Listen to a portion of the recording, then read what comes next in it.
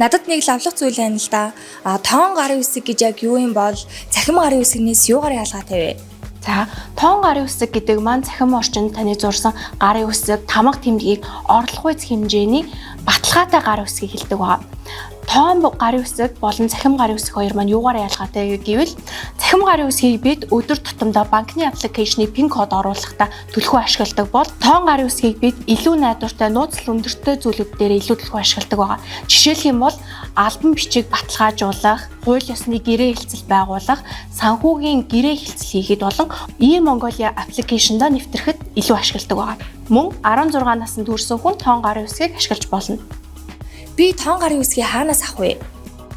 Гар утасны G-Sign аппликейшн дээр суурилсан тоон гарын үсгийг авах бол хурдан киоск машинуудаас авч болно. Хэрвээ та тоон гарын үсгээ бит хэлбэрээр буюу токен хэлбэрээр авахыг хүсвэл баталгаад тусгай зөвшөөрөлтэй байгууллагуудаас авч болно.